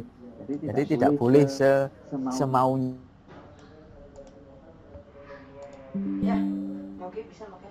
Mungkin itu dipaksakan. Dari tiga strategi ini, ya, diferensiasi konten, proses, dan produk, Bapak Ibu tidak harus tiga-tiganya sekaligus dalam satu kegiatan pembelajaran, tetapi bisa memilih satu yang paling nyaman untuk dilakukan. Oh, saya nyamannya mendiferensiasi di proses. Nah, silakan lakukanlah proses di diferensiasi. Bagi yang nyaman di diferensiasi produk, ya silahkan. Mana yang bisa didiferensiasi bentuknya seperti apa. Nah, jadi tiga-tiganya itu tidak harus semua. Boleh dipilih salah satu. Tapi kalau mau mendiferensiasi tiga-tiganya sekaligus, ya boleh juga. Itu kalau sudah terampil, sudah mahir untuk melakukan semuanya itu. Nah, jadi 3 opsi itu tadi sebagai pilihan strategi yang bisa dipilih yang sesuai dengan kemampuan guru. Jadi pilih yang paling nyaman menurut Bapak Ibu sekalian. Nah, itu terkait dengan bagaimana strateginya. Kemudian, nah ini secara singkat saya akan menuju ke penilaiannya. Di penilaian ini sangat berkaitan dengan produk tadi. Ya, kalau kita menawarkan ada 2 jenis produk yang bisa dipilih, misalnya siswa membuat naskah, yang kedua siswa dapat membuat gambar, maka rubrik penilaian itu juga harus disesuaikan dengan produk yang dipilih oleh siswa itu tadi. Maka guru akan menyiapkan rubrik penilaian untuk naskah dan rubrik penilaian untuk gambar. Ya, jadi dua-duanya perlu disiapkan rubrik. Jadi siswa nanti cukup memilih salah satu saja dan guru akan memberikan penilaian. Ya, jadi rubriknya juga harus disertakan. Itu berkaitan dengan penilaian yang sangat erat hubungannya dengan produk itu tadi. Selanjutnya yang terakhir, nah ini sekilas ingin saya ajak Bapak Ibu untuk membahas tentang RPP-nya. Nah, kalau di awal kita sudah banyak berdiskusi tentang diferensiasi, identifikasi awal, kemudian strateginya sampai ke penerapannya, maka di RPP, nah bagaimana seorang guru akan menulisnya?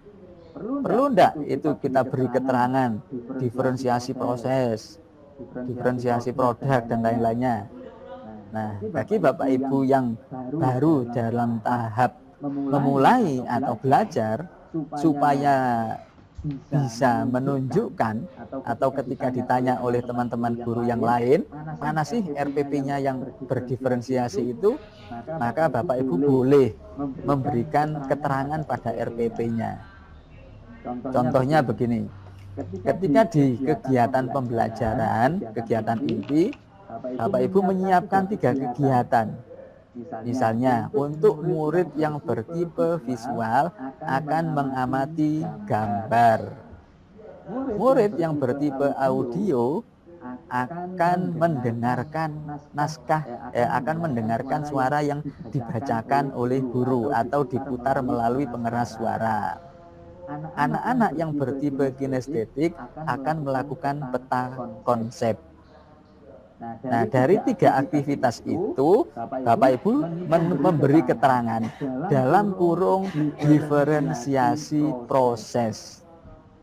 Nah, sehingga di dalam kegiatan inti di RPP itu ada penjelasan, ada diferensiasi proses. Kemudian di bagian penilaian tadi, misalnya kita memberi opsi murid membuat naskah atau teks, atau yang kedua siswa boleh memilih membuat gambar. Nah, itu kita beri penjelasan diferensiasi produk.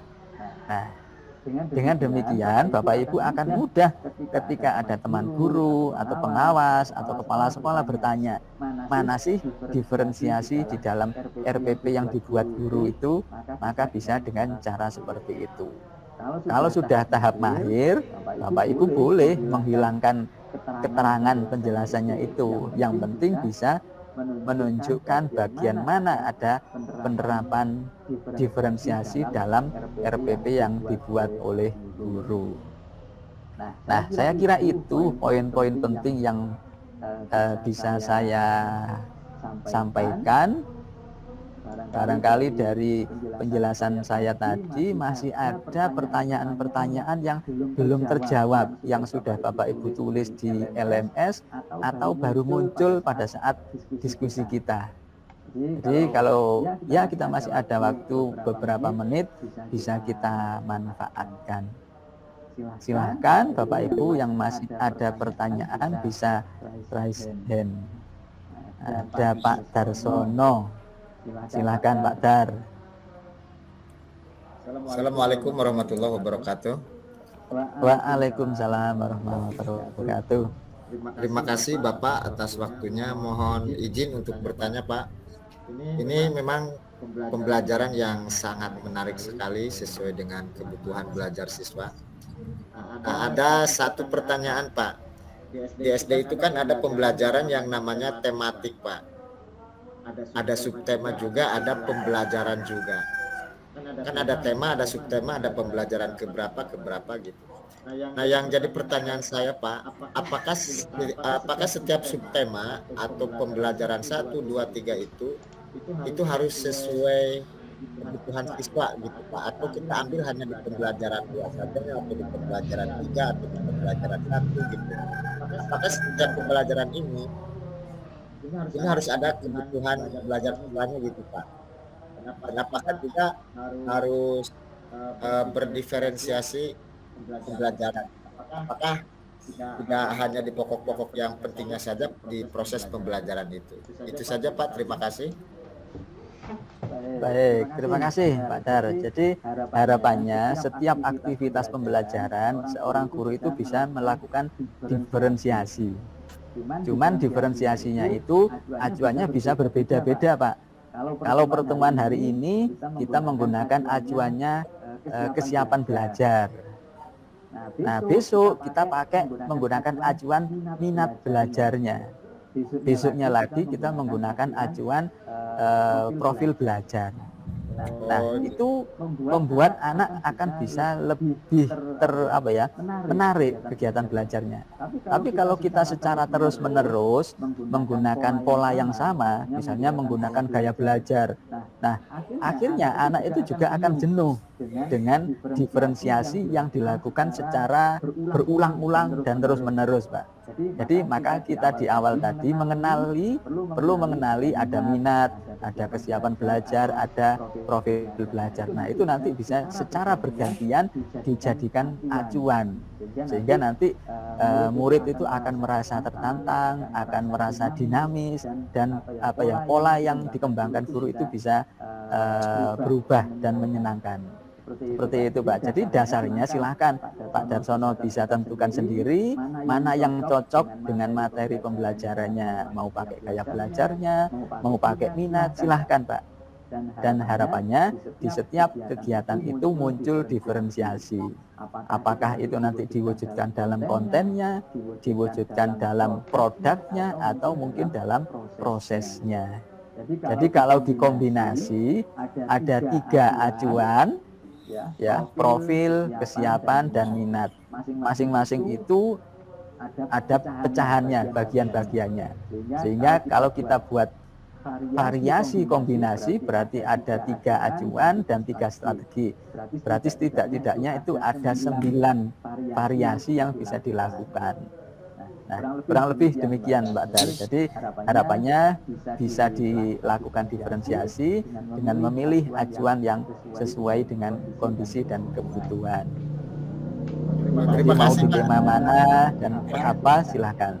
Terima kasih sekali Saya Pak. ke Bu.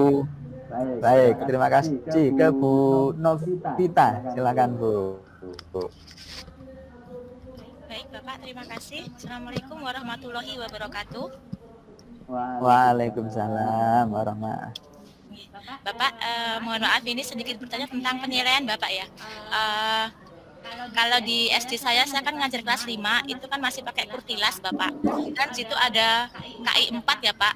Kalau misalkan tadi di produk itu Ananda bisa memberikan produk sesuai dengan minat mereka, itu cara kita mengatur untuk memasukkan nilainya ke KD sesuai dengan KI 4-nya bagaimana Bapak? Kadang kan misalkan IPA anak bisa membuat gambar tentang misalkan tentang rangka tubuh ya Pak. Tapi pada kenyataannya anak ada yang tidak bisa menggambar. Anak misalkan kita hanya suruh untuk merangkum, itu nanti apakah anak bisa mencapai KD tersebut Bapak? Terima kasih Bapak. Assalamualaikum. Oke, terima kasih. KI 4 ini kan berkaitan dengan keterampilan, Bu ya. Nah, keterampilan ini yang bisa kita buat diferensiasi ketika mengajarkan satu pokok materi tertentu, maka produk yang dihasilkan itu satu bisa berbentuk gambar, bisa berbentuk video misalnya, bisa berbentuk karya. Nah, dari situ kan nanti tetap di deskripsinya tetap siswa dapat, Ananda Novita dapat membuat menghasilkan karya tentang sistem pencernaan misalnya. Nah, padahal yang dihasilkan murid tadi itu bermacam-macam. Ada yang dalam bentuk gambar, ada yang dalam bentuk video, ada yang bentuk prakarya. Semuanya itu adalah produk keterampilan. Cuman murid-muridnya itu diberi opsi untuk memilih produk apa yang bisa terbaik untuk mereka. Nah, sehingga nanti di dalam pendeskripsian, di dalam penilaiannya ya tetap sama. Ananda Novita belum, atau sudah, atau sangat, tergantung dari produk yang dihasilkan tadi. Nah, disitulah maka kalau menyangkut keterampilan, maka bentuk produknya itu yang kita buat beragam. Tapi kalau membuat bentuk pemahaman, nah pemahaman itu bisa diwujudkan dalam bentuk teks, dalam bentuk prakarya, juga bisa dalam bentuk-bentuk yang lain. Nah, kalau yang ini tadi kan khusus untuk KI 4 ya Bu ya, keterampilan. Nah, keterampilan itu secara umum diwujudkan dalam bentuk hasil. Sehingga produk yang ditawarkan untuk keterampilan itu tadi bisa kita buat misalnya dalam bentuk gambar, dalam bentuk prakarya, dalam bentuk video, dan seterusnya. Atau mungkin dramatisasi. Nah, seperti itu produk yang bisa kita tawarkan kepada murid. Kurang lebih seperti itu Bu Novi, mungkin sudah ada gambaran. Ya Bapak, terima kasih. Tapi berarti untuk rubriknya sesuai dengan jenis produknya ya Bapak, untuk penilaiannya. Betul. Jadi rubriknya disesuaikan.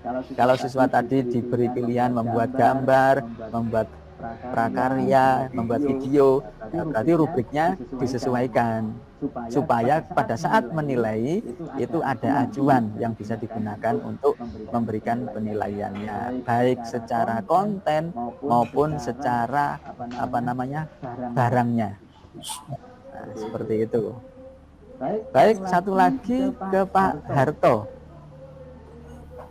Ya, terima kasih atas waktunya Pak.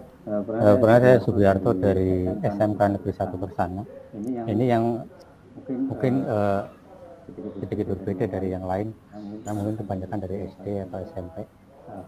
Saya guru produktif kebetulan, jadi ketika di SMK kayaknya kok untuk melaksanakan berdiferensiasi, terutama untuk ketika praktek Pak. Karena ketika praktek pun itu kita sudah ada SOP-nya, sudah ada standar operasionalnya. Jadi kalau kayaknya kemungkinan sulit untuk membuat diferensiasinya. Jadi gimana Pak? Oke, terima kasih. Nah, kalau produknya sudah terstandar, ya kita tidak bisa maksa Pak. Artinya diferensiasinya kita cari di bagian yang lain. Kalau misalkan kegiatan praktikumnya membuat remote, ya otomatis kan semua siswa nanti akan menghasilkan remote, sehingga produknya tidak bisa dibuat dalam bentuk yang jenis lain. Maka silahkan membuat diferensiasi di bagian yang lain Pak, yang memungkinkan guru melakukan diferensiasi, apakah di prosesnya atau di kontennya.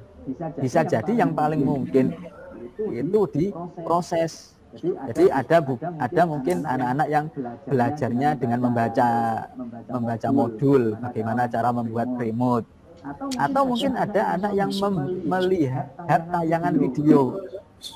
Nah, itu kan berbeda. Dari situlah ada diferensiasi proses. Sehingga nanti pada akhirnya produk yang dibuat itu nanti sama.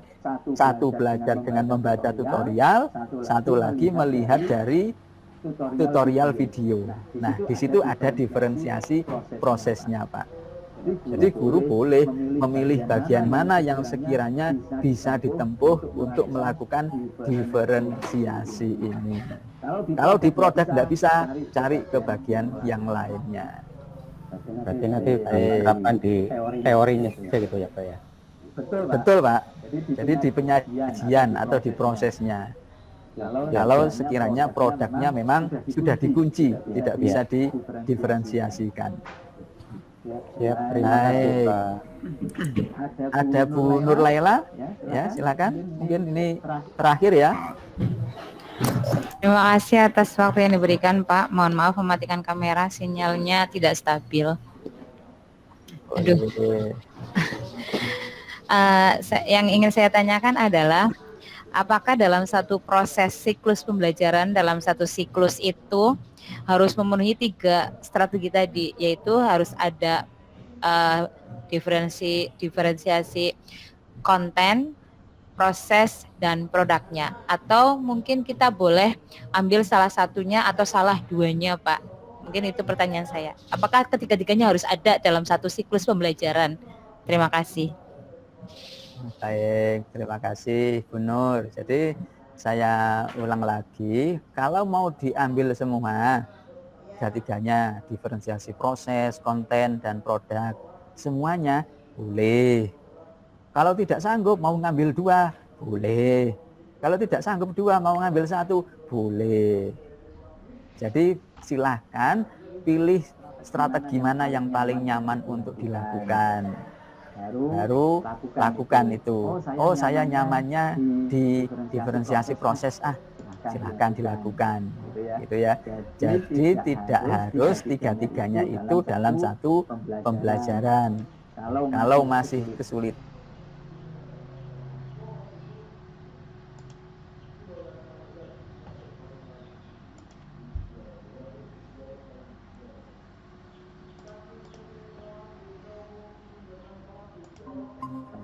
proses, produk, dan konten bisa dilakukan semua, maka luar biasa. Harapannya bisa membantu memenuhi kebutuhan belajar murid. Nah, saya kira itu Bapak Ibu yang bisa saya sampaikan ya.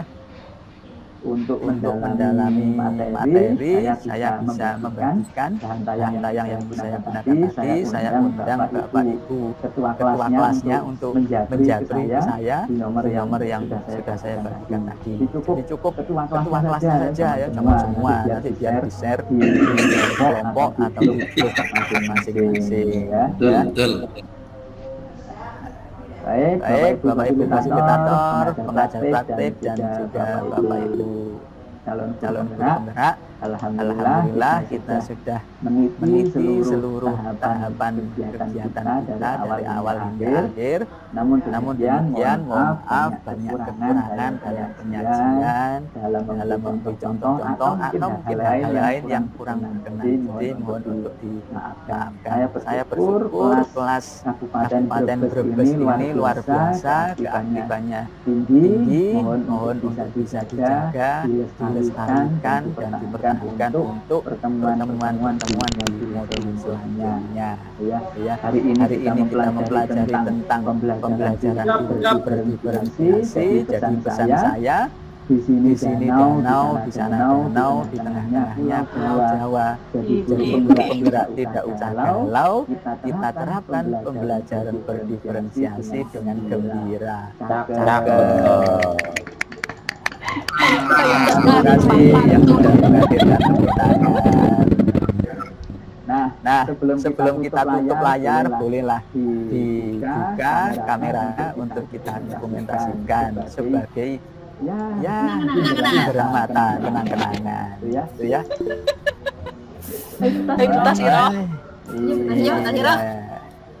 Yang punya HP terbaik, keluaran terbaru boleh dikeluarkan ini ya.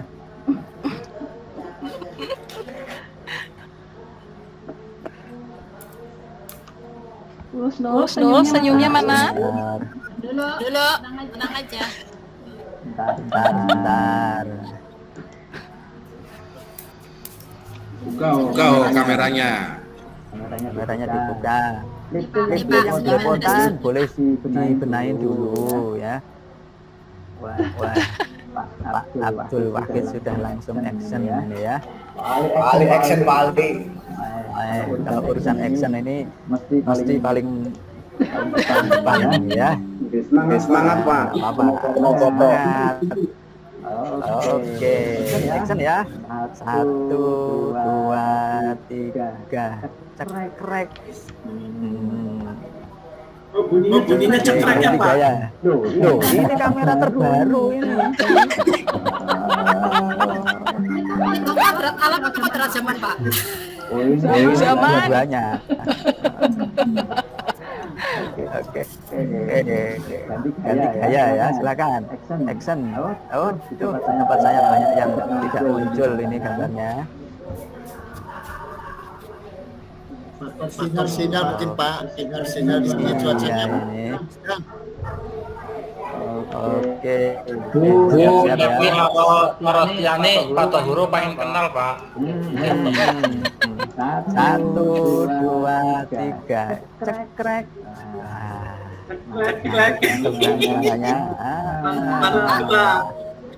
Kalau di bahasa Arabnya jadi berupa itu Pak, bukan cekrek Pak.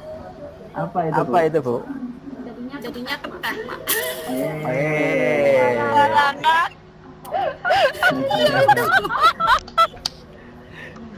Ya, baik dulu. Semuanya luar biasa. Semoga keceriaan ini bisa kita rawat, kita harapkan dalam keseharian kita. Sekali lagi terima kasih dan mohon maaf. Mudah-mudahan di lain waktu kita bisa bertemu dalam suasana yang ya sama menyenangkan, gitulah ya. Terima kasih. Bilahi. Loh, justru suwe dah Bu, ini sudah lebih waktunya. Jangan, kasihan ini kelas yang lain sudah nunggu saya. Nah, ini di kesempatan lain lah ketemu lagi. Saya sudah jamnya Pak. Artis. Oke, artisnya. Ya, kalau sumbernya level artis ya Bu. Kayak Yusuf Mansur, Pak. Kayak Yusuf Mansur. Kayak Ustadz Yusuf Mansur. Oke, baik, terima kasih. Mohon maaf segala kekurangan. Billahi taufiq wal hidayah. Wassalamualaikum warahmatullahi wabarakatuh. Terima kasih.